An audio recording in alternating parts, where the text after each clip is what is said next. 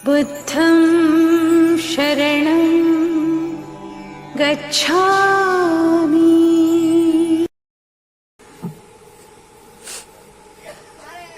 श्रीमती राजेश कुमारी जी से अनुरोध करूंगा कि वो आएं और अपने धारदार भाषणों से आपको जगाने का कार्य करेंगी। धन्यवाद। श्रीमती राजेश कुमारी जी, जोरदार तालियों के साथ स्वागत करें। साथ भगवान गौतम बुद्ध के चरणों में श्रद्धा सुमन अर्पित करते हुए भारत के संविधान रचयिता, नारी के मुक्तिदाता बाबा साहब डॉक्टर अंबेडकर को नमन करते हुए और मंच पर आसीन भंते जी को जय भीम करते हुए इस सभा में आए हुए हमारे प्यारे बच्चे, मेरी बहनें, भाई और हमारे पिता तुल्य हमारे बुजुर्ग, मैं सभी को जय भीम करती हूँ।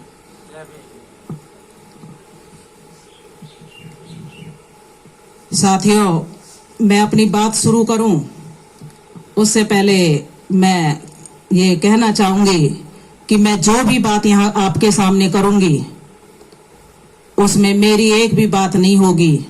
वो सारी की सारी बातें हमारे महापुरुषों की देन है।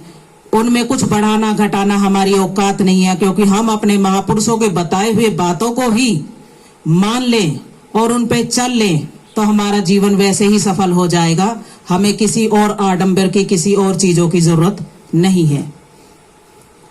तो मैं यहाँ बता दूं, मैं अपनी बात शुरू करूंगी कि हर इंसान अपना जीवन व्यतीत करता है।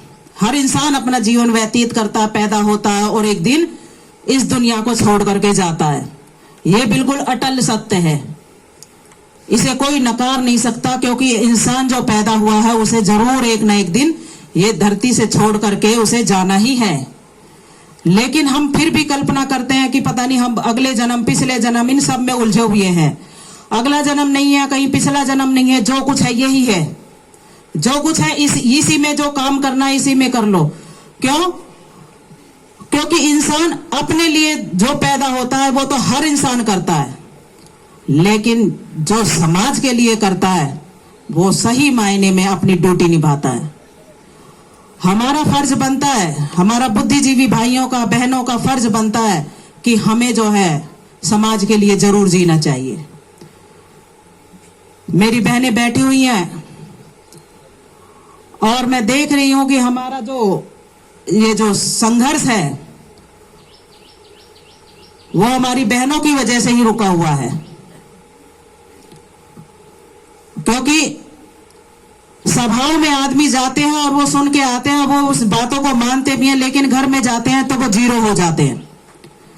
लेकिन जब हमारी माता बहनें इन प्रोग्रामों में आएंगी तो उन्हें पता चलेगा कि हमारा असली इतिहास क्या है और हम क्या थे और हमें क्या करना है। तो इस चीज की जब हमें जानकारी मिलेगी तो हमारे अंदर परिवर्तन जरूर आएगा, और परिवर्तन आएगा और उस परिवर्तन के दम पर ही हम आगे अपने समाज को तरक्की की राह पर लेके जाएंगे। बाकी तो और कोई शॉर्टकट या कोई फार्मूला ऐसा नहीं है, कोई फार्मूला ऐसा नहीं है जिससे कि हम जो है अपनी तरक्की का कोई और रास्ता खोज ले। 5000 सालों से हम इस देश के अंदर गुलाम रहे। हमारी आजादी के लिए कभी किसी पीर पैगंबर ने काम नहीं किया, ना ही कोई देवता हमारे लिए आकर के हमें आजादी के रास्ते पर हमें जो अग्रसर किया। हम देश आजाद हो गया, अंग्रेजों से आजाद हो गया, हम गोरे अंग्रेजों से तो छुटकारा पा गए, लेकिन आज भी हम काले अंग्रेजों के गुलाम हैं। आज भी हम देखते हैं कि हमारे समाज के साथ ज्यादातर घटनाएं होती हैं, ज्यादातर घटनाएं हमारे समाज के साथ होती हैं। जैसे कि मैं एक उदाहरण दे दूं, अभी हाल फिलहाल एक अपना ये मेरा सब्जेक्ट नहीं था, लेकिन मैंने जरूरी समझा बात करना। अभी दिल्ली कैंट नांगल डेरी जो गांव है, उसके अंदर एक घटना घटित हुई है, और वो घटना जो 9 साल की बच्ची है, बस उसका कसूर इतना था कि वो शमशान घाट के अंदर पानी लेने चली गई कि वहां वाटर कूलर लगा हुआ था। वहां के पंडितों ने उस बच्ची के साथ दुर्व्यवहार किया, रेप किया, और उसे उल्टा लिटा करके उसे जलाने का भी काम किया। जब ये घटना घटित हुई तो शायद ये केस भी दब जाता, लेकिन वाल्मीकि समाज से एक वहां पर हरदयाल सिंह जो हाई कोर्ट के अंदर बैठते हैं, हरदयाल सिंह और उनकी मिसिस सोनू, वो दोनों अनशन पर बैठ गए, लेकिन समाज के साथी उनके साथ नहीं बैठे। लेकिन बाहर से लोग आए, बाहर की महिलाएं आई जो YouTube के माध्यम से या ये आजकल WhatsApp के माध्यम से उनके साथ जुड़े हुए थे। उन लोगों ने जाकर के 15-20 महिलाओं ने जाकर के वहां बैठना शुरू किया। जब उनकी तादाद को देखा तो हमारे समाज की महिलाएं और लोग भी आने शुरू हो गए। जैसे जैसे आंदोलन बढ़ा, वहां सभी अपनी राजनीति गरमाने आए, और आज की डेट में वो लोग कहते हैं कि आप ये कहो कि अत्याचार तो हुआ है, लेकिन दलित की बेटी के साथ हुआ है, ऐसा मत कहो। क्यों ना कहें? दलित की बेटी के साथ अत्याचार हुआ है, इस बात को ना कहें। वहां पर मनोवादी लोग आ गए हैं, और वो जो है उसको दूसरा रूप देने के रास्ते पर चल पड़े हैं। इनको कोई दिक्कत नहीं थी, लेकिन जब अंग्रेजों ने राज किया और अंग्रेजों ने देखा कि यहाँ के जो मूल निवासी हैं उनके साथ इतना गंदा व्यवहार, अरे उन्हें पानी पीने का अधिकार नहीं, मंदिर जाने का अधिकार नहीं, शिक्षा का अधिकार नहीं, अच्छे घरों में रहने का अधिकार नहीं, और नए कपड़े पहनने का अधिकार नहीं, छाया के समय में घर से निकलने का अधिकार नहीं। और हमारे घर भी कहाँ होते थे? गांव के बाहर दक्षिण दिशा में, कि हवा जो चल के जाएगी इनकी तरफ, हमारी हवा इनकी तरफ चल के जाएगी, इनकी हवा हमारी तरफ ना आ जाए। इतनी इन लोगों के दिलों में हमारे लिए नफरत है। तो हमारे लोग तो गांव के बाहर ज्यादातर रहे हैं, नाले के किनारे पे, या गंदी जो गांव का जो सबसे बेकार एरिया होता था उसमें हमारे लोग रहते थे। लेकिन जब अंग्रेजों ने यहां हमारे हक और अधिकार की बात की तो ये सब लोग तिल मिला गए और कहने लगे कि हमें अंग्रेज भारत छोड़ो, हमें आजादी दो। ये आजादी की लड़ाई लड़ने लगे। लेकिन धन्य हो बाबा साहब डॉक्टर अंबेडकर, जिन्होंने अपनी बुद्धि के दम पर ये अंग्रेज सरकार को कन्विंस करके हमें सभी तरह के हक और अधिकार दिलाए। सभी तरह के हक और अधिकार दिलाए 1913 के अंदर। और 1913 में जब उन्होंने अमेरिका में देखा कि अमेरिका के अंदर महिलाएं पुरुषों के बराबर काम कर रही हैं, शिक्षा पा रही हैं, पुरुषों के बराबर वो नौकरी में तनख्वाह बराबर पा रही हैं, यानी कि सारे हक और अधिकार वहां पर महिलाओं को मिले हुए थे। जब बाबा साहब ने ये सब देखा और इस अमेरिका की तुलना भारत से की, तो भारत तो कहीं स्टैंड ही नहीं करता था। भारत की महिलाओं को कोई हक अधिकार नहीं था। 1913 की बात कर रही हूं मैं, क्योंकि हमारे तुलसीदास ने तो एक श्लोक भी दिया है, ढोल गवार शूद्र पशु नारी ये सब हैं ताड़न के अधिकारी। ढोल गवार शूद्र पशु यानी कि जानवर से भी नीचे हो महिलाओं की औकात, ये मनुस्मृति में लिखा है। आपका कोई काम नहीं था,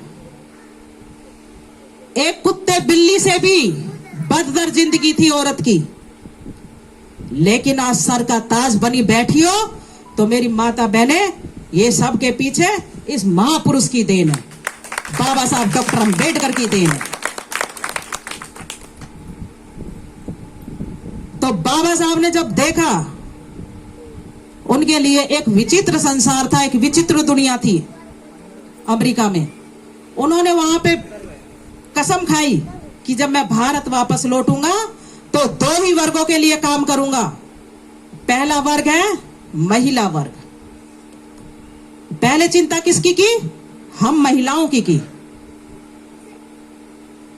और दूसरा उन्होंने जो संकल्प लिया वो लिया अपने मूल निवासी समाज के लिए, दलित समाज के लिए, कि मैं भारत वापस लौटने के बाद 2 ही समाज के लिए काम करूंगा जो सदियों से भारत देश के अंदर सताए हुए हैं, जिनके हक और अधिकार से उन्हें वंचित रखा गया है।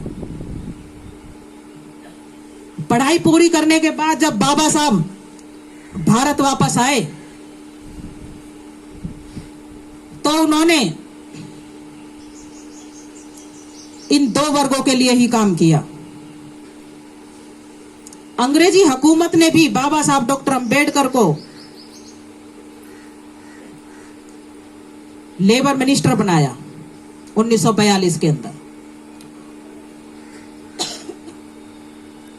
और लेबर मिनिस्टर बनके बाबा साहब ने 3 ऐतिहासिक काम किए। सबसे पहले उन्होंने जो 8 घंटे, जो 14-14, 16-16 घंटे जो हम लोगों से काम लेते थे, उस घंटे को 8 घंटे में कन्वर्ट कर दिया कि 8 घंटे से ज्यादा कोई काम नहीं लेगा, अगर काम लेगा तो उसका ओवर टाइम देना पड़ेगा। ये बाबा साहब ने 1942 के अंदर बना दिया था ये रूल। दूसरा रूल उन्होंने बनाया कि जो 18 साल से छोटे बच्चों से कोई भी काम नहीं कराएगा, चाइल्ड लेबर एक्ट। क्यों? कि जितने भी मिल, होटल, कारखाने, इन सब में जो बच्चे काम करते थे वो हमारे ही तो बच्चे होते हैं, इन मनुवादियों के बच्चे नहीं होते हैं, हमारे बच्चे होते हैं। तो बाबा साहब ने देखा कि हमारे बच्चों के साथ इस छोटी उम्र में ही 10 साल की में, 12 साल की में उनका शोषण शुरू हो जाता है, उनके अंदर इतना डर पैदा हो जाता है, तो वो क्या जीवन जिएंगे। तो बाबा साहब ने उसके लिए भी कानून बना दिया कि कोई भी छोटे बच्चों से काम नहीं लेगा। और तीसरा ऐतिहासिक काम बाबा साहब ने किया,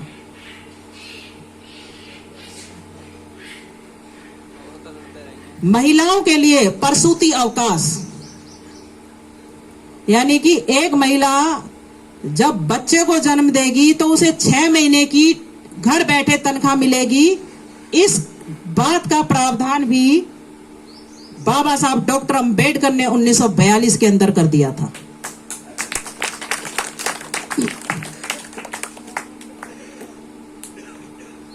आज तक कोई भी देवी देवता, वैसे तो हमारे 33 करोड़ देवी देवता हैं, मेरी माता बहनें जानती हैं, किसी एक ने भी अगर हमारे लिए कुछ किया हो तो मुझे बता देना, क्योंकि मेरे जो जानकारी है उसके आधार पर तो हमारे लिए किसी भी देवी देवता ने कुछ किया नहीं है। क्यों? मैं बता दूं, जो महाड़ का तालाब था जहां कुत्ते बिल्ली पानी पी सकते थे, उस तालाब से भी हम पानी नहीं पी सकते थे। ये हमारा अधिकार था, मनुस्मृति की देन थी। क्योंकि मनुस्मृति जो है 4 मंजिली ऐसी इमारत है, ब्राह्मण रहता है, तीसरी मंजिल पे क्षत्रिय रहता है, उसके नीचे दूसरी मंजिल पे वैश्य रहता है और सबसे नीचे मंजिल पे ओबीसी रहता है। और जो कोई जगह ही नहीं बचती, जो बेसमेंट है उसमें कहीं आपका नंबर आता है। जो शूद्र वर्ण है, शूद्र वर्ण में भी 2 भाग हैं, अछूत और सछूत। तो आप सबसे नीचे वाले पायदान पे खड़े हो, और जो सबसे ऊपर वाली मंजिल वाला है ना, ये नीचे वाले सब उसकी सेवा करेंगे। और हिंदू धर्म कभी भी आपको मंजिल बदलने की इजाजत नहीं देगा। जो जिस मंजिल में पैदा हुआ उसी मंजिल में मरेगा, ऐसा मनुस्मृति कहती है। लेकिन धन्य हो बाबा साहब डॉक्टर अंबेडकर, जिन्होंने संविधान बना करके आपको ये हक दे दिया है कि आप जो मर्जी काम कर सकते हो और आपके ऊपर कोई केस नहीं होगा। लेकिन एक पंडित ऐसी सर्टिफिकेट बनवा ले और कहीं उसका लाभ ले ले, उसे जेल पक्की हो जाएगी।